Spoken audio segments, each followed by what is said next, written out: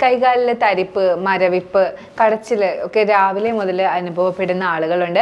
ഇത്തരം സാഹചര്യങ്ങൾ സാധാരണയായിട്ട് കണ്ടുവരുന്നത് ഡയബറ്റിക് ന്യൂറോപ്പതി ഉണ്ടാകുമ്പോൾ. ഒരുപാട് നാള് ഡയബറ്റീസ് കാലങ്ങളായി ഡയബറ്റീസ് ഉണ്ടായിരുന്നവർക്ക് നെർവസ് സിസ്റ്റത്തിനെ അത് എഫക്റ്റ് ചെയ്ത് തുടങ്ങുമ്പോഴാണ് മെയിനായിട്ടും ഇത്തരം കാര്യങ്ങൾ കണ്ടുവരുന്നത്. അല്ലാതെ വൈറ്റമിൻ B12 ഡെഫിഷ്യൻസി ഉള്ളവരും നെർവ് റിലേറ്റഡ് ആയിട്ടുള്ള പ്രശ്നങ്ങൾ ഉള്ളവർക്കുമൊക്കെ ഇത്തരം പ്രശ്നങ്ങൾ കണ്ടുവരുന്നുണ്ട്. ഇത്തരം ഡയബറ്റിക് ന്യൂറോപ്പതികൾ നമ്മുടെ ഹോസ്പിറ്റലിലേക്ക് വരുമ്പോൾ നമ്മൾ അതിനെ എങ്ങനെയാണ് പരിഹരിക്കുന്നത്, എന്തൊക്കെയാണ് അവർക്ക് ചെയ്തു കൊടുക്കുന്നത്, പറഞ്ഞു കൊടുക്കുന്നത്, ഗൈഡ് ചെയ്യുന്നത് എന്നൊക്കെയാണ് ഇന്നത്തെ വീഡിയോയിൽ ഞാൻ നിങ്ങളുമായിട്ട് ഡിസ്കസ് ചെയ്യുന്നത്. ഞാൻ doctor Amina, medical officer, Prana natural care centre.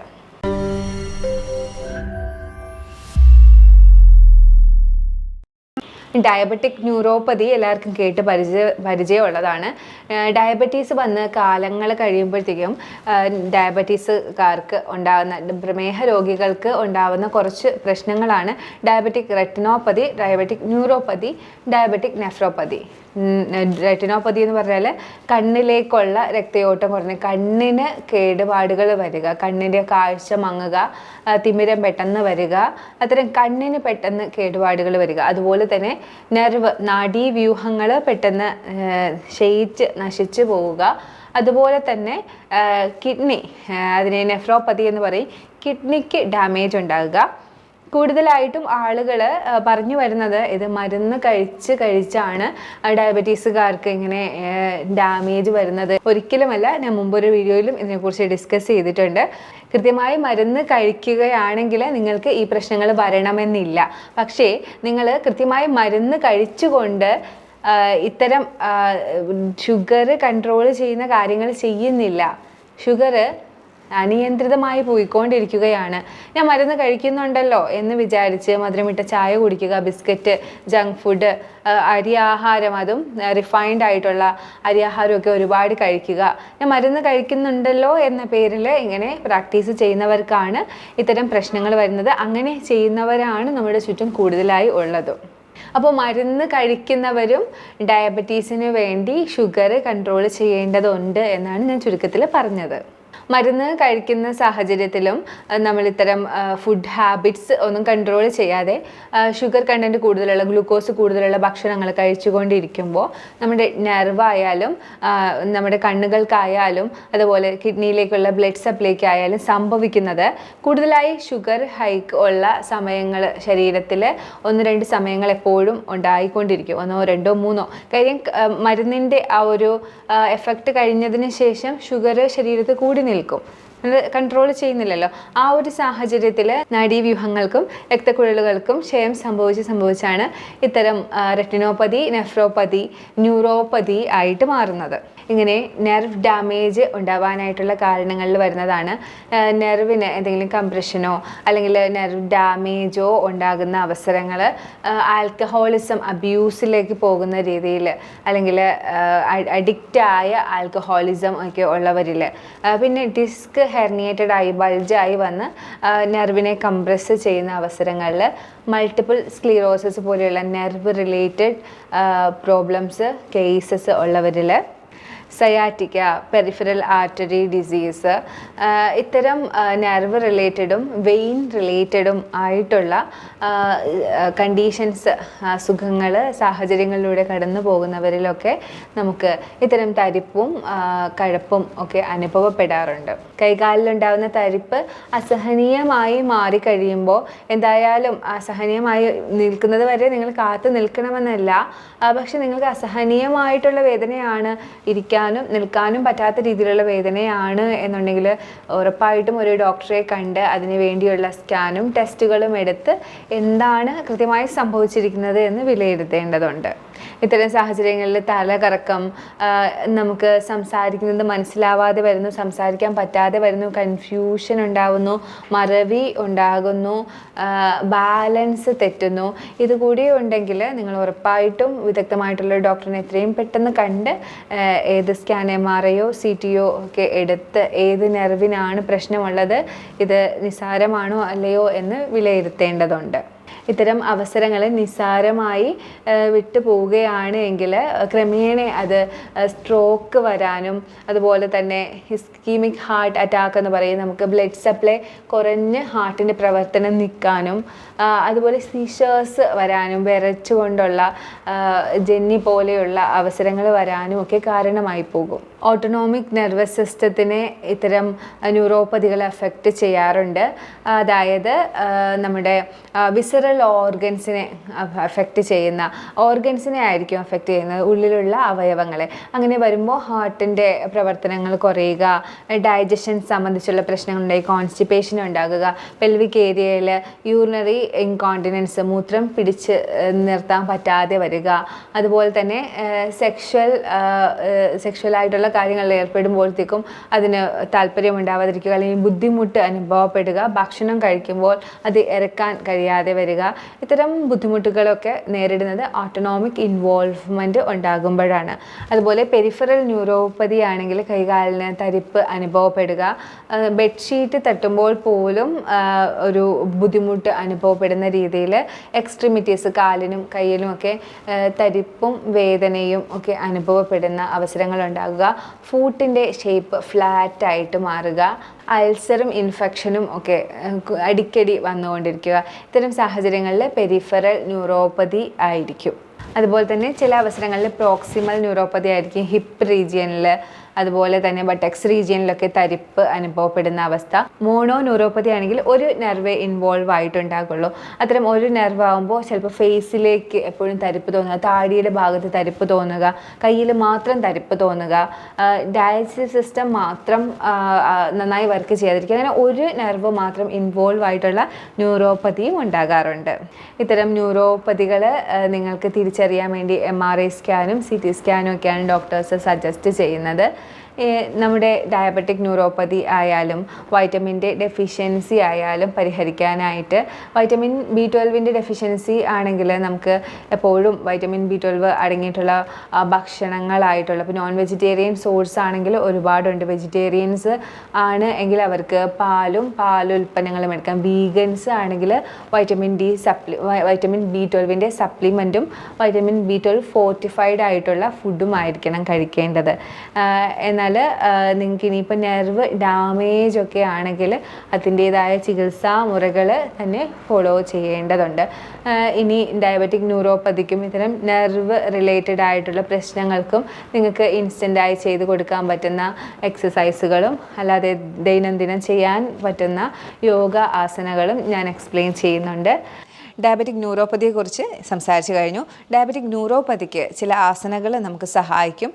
താടാസന, അതുപോലെ തന്നെ പശ്ചിമോത്താനാസന, ജാനുശീർഷാസന, ഇത്തരം ആസനകൾ സ്ട്രെച്ച് ചെയ്യുകയാണ് ചെയ്യുന്നത്. അപ്പോൾ നമ്മുടെ നാഡികൾക്ക് നല്ല സ്ട്രെച്ച് കിട്ടുകയും കൂടുതൽ ബ്ലഡ് സപ്ലൈ എത്തുകയും നാഡികളുടെ പ്രവർത്തനം കൂടുതലായിട്ട് നടക്കുകയും ചെയ്യപ്പോഴും നാഡി റിലേറ്റഡ് ആണ് ഡയബറ്റിക് ന്യൂറോപ്പതി എന്ന് പറയുമ്പോൾ നാഡി റിലേറ്റഡ് ആണ്. അപ്പോൾ അത്തരം കാര്യങ്ങൾക്ക് കൂടുതൽ ക്ഷമനം കിട്ടാനായിട്ടാണ് ഈ ആസനകൾ ചെയ്യുന്നത്. ആദ്യമായി ഞാൻ ചെയ്യാൻ പോകുന്നത് താടാസനയും താടാസന വാക്കിങ്ങുമാണ്. താടാസന ചെയ്യാനായി ആദ്യം സ്റ്റഡിയായി നിൽക്കുക, കാലുകൾ അടുപ്പിച്ച് വെച്ച് നിൽക്കുക.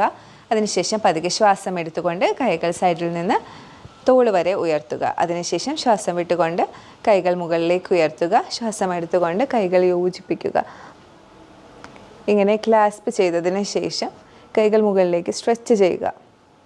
അതിനുശേഷം പതുക്കെ നിങ്ങളുടെ ടോയിലേക്ക് നിൽക്കുക, ശ്വാസം എടുത്തുകൊണ്ട്. ഇവിടെ നിങ്ങൾ മെയിൻറ്റെയിൻ ചെയ്യുക, ശ്വാസത്തിൽ ശ്രദ്ധിച്ചുകൊണ്ട് പതിയെ റിലീസ് ചെയ്യുക. പതിയെ നിങ്ങളുടെ കൈകൾ സൈഡിൽ നിന്ന് റിലീസ് ചെയ്ത് തോള് വരെ വരിക. ശ്വാസം വിട്ടുകൊണ്ട് കൈകൾ താഴേക്ക് താഴ്ത്തുക. ശ്വാസം എടുത്തുകൊണ്ട് ബോഡിയുടെ അടുത്തേക്ക് കൈകൾ കൊണ്ടുവരിക. ഇങ്ങനെ താടാസന നിങ്ങൾക്കൊരു 5 പ്രാവശ്യം ചെയ്യാവുന്നതാണ്. അടുത്തതായി പറയുന്നത് താടാസന വാക്കിംഗ് ആണ്. താടാസന വാക്കിങ്ങിനായി ആദ്യം മാറ്റിൻ്റെ എൻഡിലേക്ക് വരിക. അതിനുശേഷം താടാസന പൊസിഷനിലേക്ക് വരിക. താടാസന പൊസിഷൻ അറ്റൈൻ ചെയ്ത ശേഷം പതിയെ നടക്കുക.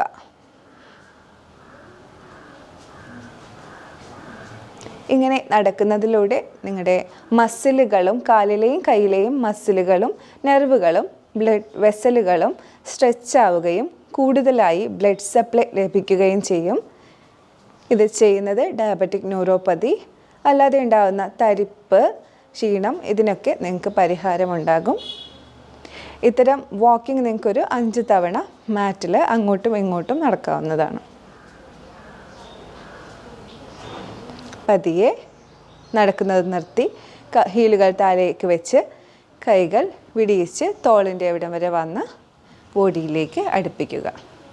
ഡയബറ്റിക് ന്യൂറോപ്പതിക്കായി ഇരുന്നു കൊണ്ടുള്ള 2 ആസനങ്ങളാണ് കാണിക്കുന്നത്. എപ്പോഴും ഇരുത്തത്തിലേക്ക് നിന്നുകൊണ്ട് വരുമ്പോൾ കൈകൾ മുന്നിലേക്ക് എടുത്ത് പതിയെ കാൽമുട്ടുകൾ മടക്കി തറയിലേക്ക് വജ്രാസനയിലിരിക്കുക. അതിനുശേഷം പതിയെ കാലുകൾ മുന്നിലേക്ക് നിവർത്തി വയ്ക്കുക. ഇതിനെ സിറ്റിംഗ് സ്ഥിതി എന്നാണ് പറയുന്നത്. സിറ്റിംഗ് സ്ഥിതിയിലിരിക്കുക. അതിനുശേഷം പതിയെ ശ്വാസം ഉള്ളിലേക്ക് എടുത്തുകൊണ്ട് കൈകൾ മുകളിലേക്ക് ഉയർത്തുക. ലോവർ ബാക്കിൽ നിന്ന് വേണം നിങ്ങൾ ബെൻഡ് ചെയ്യാനായിട്ട്. അതിനുശേഷം ശ്വാസം പുറത്തേക്ക് വിട്ടുകൊണ്ട് മുന്നിലേക്ക് ആയുക. കൈകൾ നിങ്ങളുടെ കാലിൽ നിങ്ങൾക്ക് ടച്ച് ചെയ്യാൻ കഴിയുന്ന ഭാഗത്ത് ടച്ച് ചെയ്യുക. മാക്സിമം ഫ്രണ്ടിലേക്ക് ആഞ്ഞു വരിക. നെറ്റി മുട്ടിൽ മുട്ടിക്കാൻ ശ്രമിക്കുക. ഈ സമയത്ത് നിങ്ങളുടെ കാൽപാദം സ്ട്രെച്ച് ചെയ്ത് തന്നെ ഇരിക്കണം. ഇപ്പോൾ നിങ്ങൾക്ക് കാലിലൊരു സ്ട്രെച്ച് ഫീൽ ചെയ്യും. ഈ സ്ട്രെച്ചാണ് നമുക്ക് തരിപ്പിന് സഹായിക്കുന്നത്. സാധാരണ ആളുകളിൽ ചിലപ്പോൾ ഇത്ര മാത്രമേ വരികയുള്ളൂ, അല്ലെങ്കിൽ കുറച്ചുകൂടി വരും. പശ്ചിമോത്താനാസനം ചെയ്ത് ശീലമുള്ളവർക്ക് മാത്രമേ മുട്ടിക്കാൻ കഴിയുകയുള്ളൂ. അതൊരു പ്രശ്നമല്ല. നിങ്ങൾക്ക് എത്ര വരാൻ കഴിയുന്നോ അത്ര വന്നാൽ മതിയാകും. ആ പൊസിഷൻ അറ്റൈൻ ചെയ്ത ശേഷം അവിടെ നിങ്ങൾ മെയിൻറ്റെയിൻ ചെയ്യുക. 1 2 3 4 5. അതിനുശേഷം പതിയെ ശ്വാസം വിട്ടുകൊണ്ട് മുകളിലേക്ക് വരിക. ഒരു ചെറിയ ബാക്ക് സ്ട്രെച്ച് കൊടുത്തുകൊണ്ട് റിലാക്സ് ചെയ്യുക. ഇങ്ങനെ പശ്ചിമോത്താനാസന നിങ്ങൾക്ക് ഒരു 3-4 തവണ ചെയ്യാൻ കഴിയും. പശ്ചിമോത്താനാസന ചെയ്യുന്നതിലൂടെ നിങ്ങൾക്ക് ബാക്ക് സ്ട്രെച്ച് കിട്ടുകയും ബാക്ക് മസിൽസ് സ്ട്രെങ്തൻ ആവുകയും ചെയ്യും. അടുത്തതായി ചെയ്യുന്നത് ജാനു ശീർഷാസനയാണ്. പശ്ചിമോത്താനാസന പോലെ തന്നെ കാലിന് സ്ട്രെച്ച് കൊടുക്കുന്ന ഒരു ആസനയാണ്. ഇതിനായിട്ട് നിങ്ങൾ ഒരു കാൽമുട്ട് മടക്കി മറ്റ് തൈ റൂട്ടിലേക്ക്, തുടയുടെ റൂട്ടിലേക്ക് വെക്കുക.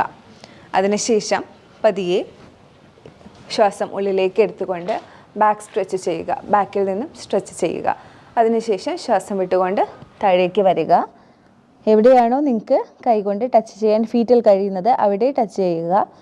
നെറ്റി മുട്ടിൽ മുട്ടിക്കാനായി ശ്രമിക്കുക. ഇതും പശ്ചിമോത്താനാസന പോലെ തന്നെ എല്ലാവർക്കും മുട്ടിക്കാൻ കഴിയണമെന്നില്ല. ചിലർക്ക് ഇത്ര വരും, ചിലർക്ക് ഇത്ര വരും. എവിടെയാണോ നിങ്ങൾക്ക് അറ്റൈൻ ചെയ്യാൻ കഴിയുന്നത് അവിടെ നിർത്തുക. അതിനുശേഷം മെയിൻറ്റെയിൻ ചെയ്യുക. 1 2 3 4 5. പതിയെ ശ്വാസം എടുത്തുകൊണ്ട് മുന്നിലേക്ക് വന്ന് ബാക്ക് സ്ട്രെച്ച് ചെയ്ത് ശ്വാസം വിട്ടുകൊണ്ട് റിലാക്സ് ചെയ്യുക. ഇത് നിങ്ങളുടെ ഓപ്പോസിറ്റ് ലെഗിലും നിങ്ങൾക്ക് ചെയ്യാം. ഇത് നിങ്ങൾക്ക് ഒരു 3 തവണയോ 4 തവണയോ ചെയ്യാം. ഇങ്ങനെ ചെയ്യുന്നതിലൂടെ നിങ്ങൾക്ക് എപ്പോഴും നിങ്ങളുടെ കാലിലെ മസിൽസ് സ്ട്രെച്ച് ആവുകയും കൂടുതലായി നെർവിന് സ്റ്റിമുലേഷൻ ലഭിക്കുകയും ചെയ്യും. ഇത്തരം സ്റ്റിമുലേഷൻസ് നാഡീവ്യൂഹങ്ങളെ ആക്റ്റീവാക്കി വയ്ക്കാനും ന്യൂറോപ്പതിയിൽ ശമനം കിട്ടാനും സഹായിക്കും. ഇത്തരം ന്യൂറോപ്പതി അനുഭവിക്കുന്നവർക്ക് എപ്പോഴും രാത്രികാലങ്ങളിൽ ഉറങ്ങാൻ വളരെ ബുദ്ധിമുട്ടുണ്ടാവും. അതിനായിട്ടൊരു ഇൻസ്റ്റൻറ്റ് സ്ട്രെച്ചിങ് നിങ്ങൾക്ക് ചെയ്യാം. രാത്രി ഉറങ്ങുന്നതിന് മുമ്പ് ആദ്യം നിങ്ങളുടെ കൈകൾ ശ്വാസം എടുത്തുകൊണ്ട് മുകളിലേക്ക് ഉയർത്തിയതിന് ശേഷം സ്ട്രെച്ച് ചെയ്യുക. അതിനുശേഷം കാല് സ്ട്രെച്ച് ചെയ്യുക. എന്നിട്ട് നിങ്ങളുടെ ശരീരം മൊത്തം, മുഖം ഉൾപ്പെടെ സ്ട്രെച്ച് ചെയ്യുക. ഇങ്ങനെ സ്ട്രെച്ച് ചെയ്ത് പിടിച്ചതിന് ശേഷം റിലാക്സ് ചെയ്യുക. ഇത്തരം സ്ട്രെച്ച് ഒരു 5-8 തവണ ചെയ്യുമ്പോൾ നിങ്ങളുടെ ബോഡി കംപ്ലീറ്റായി റിലാക്സ് ആവുകയും നിങ്ങളുടെ നാഡീവ്യൂഹങ്ങളും ബ്ലഡ് വെസൽസും കൂടുതലായി ഉത്തേജിക്കുകയും ചെയ്യും. ഇത്തരം സ്ട്രെച്ച് നിങ്ങൾക്ക് ഉറക്കം കിട്ടാനും, ഇത്തരം ആളുകൾക്ക് ഉറക്കം കിട്ടാൻ പാടാണ്, ഉറക്കം കിട്ടാനും വേദന കുറയാനും സഹായിക്കും. അപ്പോൾ ഇത്രയൊക്കെയാണ് ഡയബറ്റിക് ന്യൂറോപ്പതിയുടെ സ്ട്രെച്ചുകളെ കുറിച്ച് പറയാനുള്ളത്. ഇനി നിങ്ങൾക്ക് ചെയ്യാൻ കഴിയുന്നത് ഇതുപോലെ തന്നെ കാല് മുന്നിലേക്ക് സ്ട്രെച്ച് ചെയ്യുക, പുറകിലേക്ക് സ്ട്രെച്ച് ചെയ്യുക. വെറുതെ ഇരിക്കുമ്പോൾ കൂടി പ്രായമുള്ളവർക്കൊക്കെ ഇങ്ങനെ സ്ട്രെച്ച് ചെയ്ത് കൊടുക്കാവുന്നതാണ്. ഡയബറ്റിക് ന്യൂറോപ്പതി കൊണ്ടുണ്ടാകുന്ന നിങ്ങളുടെ വേദനകളും തരിപ്പും ഇത്തരം സ്ട്രെച്ചുകളിലൂടെ നിങ്ങൾക്ക് ഒരു പരിധിവരെ പരിഹരിക്കാൻ കഴിയും. അപ്പോൾ ഞാൻ ഈ പറഞ്ഞ കാര്യങ്ങളൊക്കെ നിങ്ങൾക്ക് ഉപയോഗപ്രദമാകുമെന്ന് വിചാരിക്കുന്നു. ഇതിൽ എന്തെങ്കിലുമൊക്കെ സംശയങ്ങൾ നിങ്ങൾക്ക് ഉണ്ടെങ്കിൽ ഈ കാണുന്ന നമ്പറിലേക്ക് കോൺടാക്റ്റ് ചെയ്യാവുന്നതാണ്. ഇനി ഒരു വീഡിയോയിലേക്ക് കാണുന്നത് വരെ ബൈ.